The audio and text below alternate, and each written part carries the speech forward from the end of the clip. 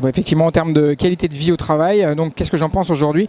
Alors nous, en tant que représentants des infirmiers de sapeurs-pompiers, bien évidemment, en termes de santé publique, mais également en termes de prévention, la qualité de vie au travail est un élément extrêmement important qu'il faut prendre en compte dans les entreprises, que ce soit au sein des services départementaux d'incendie et de secours, où travaillent les infirmiers de sapeurs-pompiers, mais également dans les structures hospitalières, privées ou publiques, dans lesquelles les infirmiers exercent leur activité.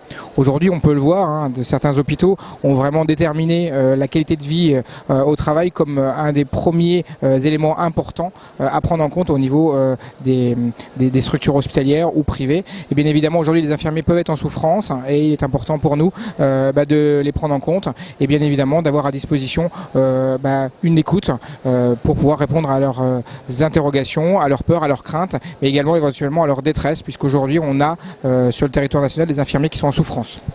Aujourd'hui, les soignants ont besoin d'une écoute, ont besoin qu'on leur porte un intérêt. Effectivement, aujourd'hui, si on veut que les soignants puissent bien soigner, il faut qu'eux-mêmes ils soient dans de bonnes conditions, à la fois physiques, mais aussi dans des bonnes conditions psychologiques.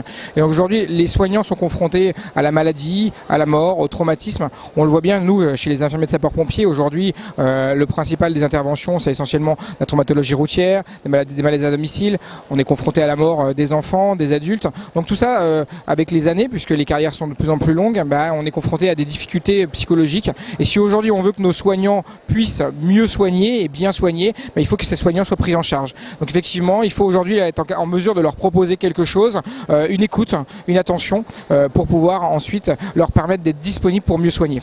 Alors effectivement, la mise en place d'un numéro vert qui permet l'écoute d'infirmiers qui seraient éventuellement en difficulté d'un point de vue physique ou d'un point de vue psychique, ça me semble extrêmement important parce qu'aujourd'hui, et d'ailleurs les chiffres que vous mentionnez de 1000 appels sur quelques mois, bien évidemment, ça nous prouve que c'est utile et qu'aujourd'hui les infirmiers ont besoin d'une écoute attentive. Et je le redis, si aujourd'hui on veut que le patient soit bien soigné, il faut qu'il puisse avoir un infirmier qui soit disponible à l'écoute et qui lui-même soit dans des bonnes conditions psychologique. Donc la qualité de vie au travail, oui, c'est principal, ça doit être primordial, c'est une des choses qui aujourd'hui doit arriver en tête de liste sur les priorités de notre gouvernement. Et bien évidemment, si on veut apporter des soins de qualité, ça passera par un infirmier qui est dans de bonnes conditions physiques et psychologiques.